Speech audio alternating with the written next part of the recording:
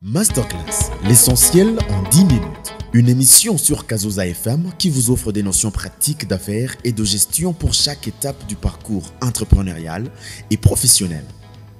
Que vous envisagez d'entreprendre, que votre business soit déjà opérationnel ou que vous soyez manager, Ketty Luhara répond à vos questions sur les défis que vous rencontrez pour accroître la performance et la productivité.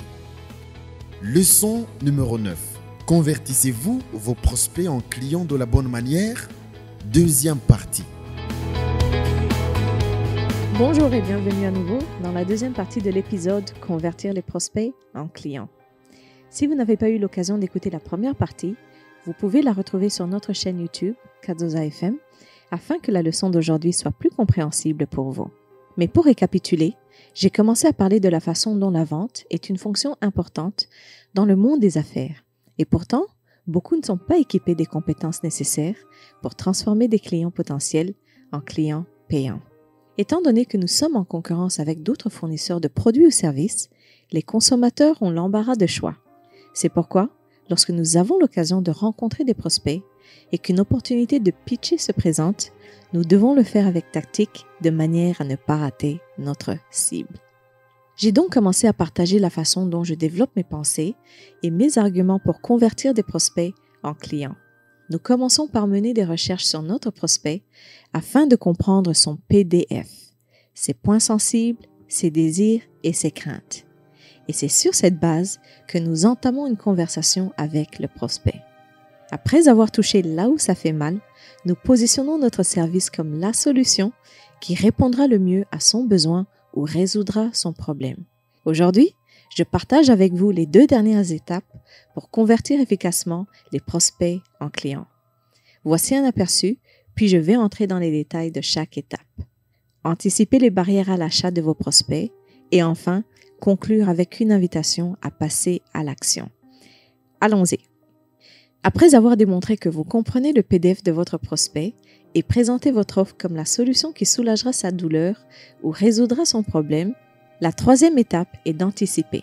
Avant notre entretien ou notre présentation, nous devons réfléchir aux raisons pour lesquelles notre prospect n'achèterait pas chez nous. Il s'agit d'un concept connu sous le nom de barrière à l'achat. Et avant de l'expliquer, je vais vous donner une illustration de la manière dont les enfants l'utilisent. Mon plus grand et plus important travail est celui de mère. J'ai une fille de 6 ans et ce rôle de parent est le plus épanouissant et j'en suis fière. Donc, ma fille, Joy, est une petite fille très maligne. Quand elle veut quelque chose, voici comment elle aborde la situation. Elle dit « Maman, même si je sais que tu vas dire non, je peux te poser une question ?» Et c'est quelque chose que tous les enfants font. Ils veulent quelque chose et ils savent que leurs parents diront non si ce n'est pas nécessaire ou si ce n'est pas le bon moment. Ils savent d'avance, avant de demander, qu'ils obtiendront un non. De même que les enfants savent à l'avance que leurs parents diront non, en tant qu'entrepreneurs ou agents commerciaux, nous devons également en tirer une leçon car les prospects ont tendance à dire non la plupart du temps. Nous devons comprendre que nos prospects sont enclins à dire non. Mais nous ne nous arrêtons pas là. Nous devons identifier les raisons pour lesquelles ils diront non, un concept appelé barrière à l'achat. Les barrières à l'achat sont les risques, les imprévus et les préoccupations qui empêchent vos prospects d'acheter ce que vous proposez. En d'autres termes, une barrière à l'achat est tout ce qui empêche quelqu'un d'acheter votre produit ou de contracter votre service. Et donc, en tant qu'entrepreneur ou agent commerciaux, nous devons identifier et écarter les barrières qui vous empêchent de conclure la transaction. Éliminez les barrières et les objections de votre prospect et vous conclurez l'affaire. Voici 4 objections courantes qui surviennent dans l'esprit du prospect quand vous essayez de lui vendre votre produit ou service.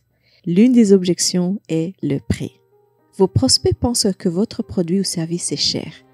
Ils pensent qu'ils peuvent obtenir un meilleur prix ailleurs et ont l'impression de se faire arnaquer en achetant chez vous.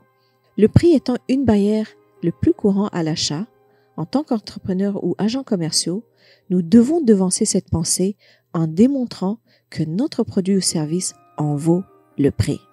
Pour y arriver aussi rapidement que possible, nous devons formuler ou cadrer notre argumentaire en mettant l'accent sur la plus-value qu'ils obtiendraient ou en faisant appel aux émotions. Par exemple, si vous vendez un sac à main haut de gamme et que votre client cible ou prospect pense pouvoir l'acheter à un prix plus bas ailleurs, je construirai un argument en faisant appel à ses émotions. Je n'utiliserai pas un raisonnement logique pour justifier le prix du sac. Souvent, les vendeurs justifient leur prix sur base de calcul. Ils évoqueront le prix du transport, le dédouanement et tout consort pour justifier le prix. Dans tel cas, au lieu de présenter un argument logique, je toucherai leurs émotions. Je les inciterai à prendre une décision, non pas de la tête, mais du cœur. En fait, une étude de Harvard a prouvé que 95% des décisions d'achat se prennent dans le subconscient et le stimulus le plus fort du subconscient est l'émotion. Nous sommes influencés par les sentiments.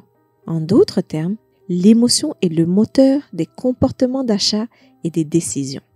Donc, c'est une approche qu'une personne vendant des sacs à main haut de gamme pourrait utiliser. Par exemple, je les emmènerai dans un voyage dans leur esprit pour se visualiser portant le sac à une cérémonie. Je les amènerai à s'imaginer comment ils se sentiraient avec ce sac, à la mode, classe, élégante, fière, respectée et enviée par les autres femmes.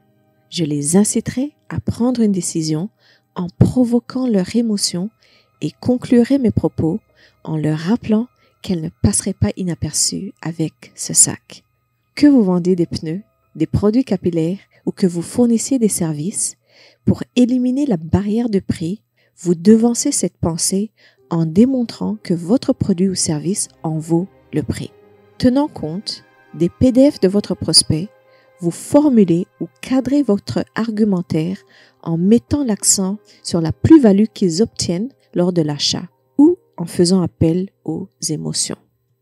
Une deuxième objection qui peut survenir dans l'esprit du prospect quand vous essayez de lui vendre votre produit ou service est le scepticisme. Les prospects sceptiques se posent souvent la question suivante. Ce produit ou service fonctionne-t-il vraiment? Ce genre d'individus pensent ou ont le sentiment que votre offre ne résoudra pas leurs problèmes ou qu'elle ne leur apportera pas les avantages ou plus-values escomptées. La confiance est le principal obstacle des prospects sceptiques. Ils doutent de votre expertise ou de votre expérience. Les sceptiques veulent ce que vous vendez, mais ils ne sont pas sûrs s'ils peuvent vous faire confiance ou confiance en vos produits. Dans tel cas, nous devons les emmener à nous faire confiance. Par exemple, nous pouvons faire référence à d'autres clients qui ont obtenu de bons résultats grâce à notre service ou produit. C'est pourquoi les exemples, cas pratiques et les témoignages d'autres clients sont des outils de vente puissants. Ainsi, le moyen le plus efficace de transformer les personnes sceptiques en clients est de démontrer que notre produit ou service fonctionne et qu'elles peuvent obtenir le résultat souhaité en faisant appel à nous. Une troisième objection qui peut survenir dans l'esprit du prospect quand vous essayez de lui vendre votre produit ou service est le cynisme. Les prospects cyniques se posent souvent la question suivante. Ai-je besoin de ce produit ou service? Ils peuvent penser qu'ils n'ont pas de problème qui vaille la peine d'être résolu pour le moment, même s'il est très clair pour vous qu'ils en ont besoin. C'est pourquoi il est important d'aligner votre produit ou service à leur PDF. J'ai parlé des PDF dans la leçon précédente. Nous devons mettre en lumière leurs points sensibles, défis ou problèmes. En agissant ainsi, nous captons leur attention et voudrons écouter le reste de ce que nous avons à dire parce que nous aurions évoqué une question critique ou touché un point sensible. Le cynisme est une barrière courante dans mon secteur d'activité. En tant que formateur, certains de mes clients potentiels ne se rendent pas compte de la nécessité de renforcer les capacités de leurs employés. Certains pensent que la meilleure façon d'améliorer leurs résultats est en déployant de nouvelles installations, en étendant leurs produits et services, en se procurant de nouvelles technologies ou équipements. Et ils ont raison. Mais ce qu'ils ne réalisent pas, c'est que ce sont les humains qui font fonctionner les machines. Ce sont les employés qui vendent les produits et services. Ce sont les individus qui résolvent les problèmes et élaborent des stratégies. Ce sont les employés qui créent et nouent des relations avec les clients. Ce qu'ils ne réalisent pas, c'est que les ressources humaines sont le cœur de l'entreprise. Ainsi, quand je m'adresse aux cyniques, je dois mettre en lumière leurs points sensibles. Je les montre que les problèmes qu'ils rencontrent dans leur business sont dus au bas niveau des compétences.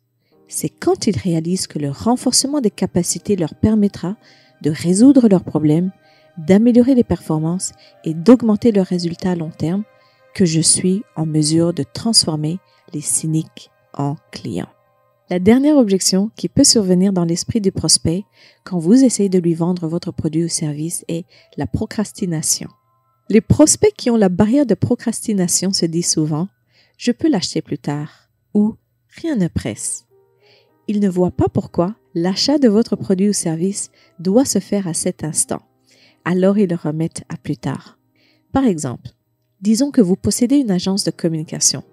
Parmi vos services et produits, vous faites louer des écrans mobiles sur lesquels les annonceurs ou vos prospects peuvent placer des images et vidéos publicitaires. Disons que lors de votre entretien avec un prospect, vous sentez qu'il épouse votre idée. Vous constatez que le prix n'est pas une barrière, plutôt vous réalisez que le prospect ne voit pas l'intérêt de contracter ses écrans immédiatement. Il pense et dit « nous pouvons en faire usage, mais ultérieurement ». La meilleure façon de convertir ce genre de client qui remettent à plus tard la décision d'achat est de lui montrer ce qu'il a à gagner en agissant immédiatement. Dans ce cas, le propriétaire de l'agence de communication pourrait dire « si vous louez les écrans en cette période, nous vous produirons gratuitement une vidéo de 30 secondes les 3 premiers mois ». En offrant une incitation sous forme de bonus, réduction, gagner des prix ou tout autre mécanisme de motivation à passer à l'achat, vous serez en mesure de les convertir en clients. C'était donc les 4 barrières à l'achat les plus courantes ou les raisons pour lesquelles les prospects pourraient dire non. Le prix, le scepticisme, le cynisme et la procrastination. Jusqu'ici, j'ai partagé avec vous la façon dont je développe mes pensées et mes arguments pour convertir les prospects en clients. Nous commençons par mener des recherches sur notre prospect afin de comprendre son PDF, ses points sensibles, ses désirs et ses craintes. Et c'est sur cette base que nous entamons une conversation avec le prospect. Après avoir touché là où ça fait mal, nous positionnons notre service comme la solution qui répondra au mieux à son besoin ou résoudra son problème. Ensuite, nous identifions les barrières à l'achat de nos prospects et en fonction de ceci, nous adoptons l'approche appropriée pour les éliminer. Et enfin, nous concluons notre pitch par une invitation à passer à l'action. Si vous voulez convertir votre prospect en client, tout en supposant que vous ayez effectué efficacement les phases précédentes dont nous avons parlé, vous devez inciter vos prospects à passer à l'action. Votre prospect ne peut pas lire dans vos pensées. Si vous voulez qu'il passe à l'étape suivante, vous devez lui dire exactement ce qu'il doit faire. Qu'il s'agisse de signer un contrat, de passer une commande, de s'inscrire, d'analyser votre offre technique ou financière, quelle que soit l'action à mener, vous devez la lui dire précisément. Il n'y a pas longtemps, j'ai rencontré un ami d'un ami, Kanan, qui, pendant que nous déjeunions, essayait de me vendre une maison à mon insu. Alors que je mangeais tranquillement mon repas, il a fait usage des étapes que j'ai partagées avec vous. Je n'avais aucune intention d'acheter une maison, mais son principe est le suivant. Si vous pensez que la personne en face de vous a la capacité financière d'acheter votre produit ou service, convertissez-le en client. Quand j'étais sur le point de terminer mon repas, il a terminé ses propos par cette question.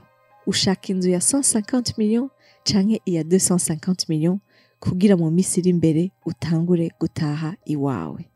Puissant et efficace.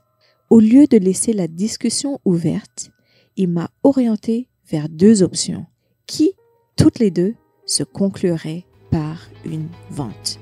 Je ne vous dirai pas comment l'histoire s'est terminée, car le temps me fait défaut.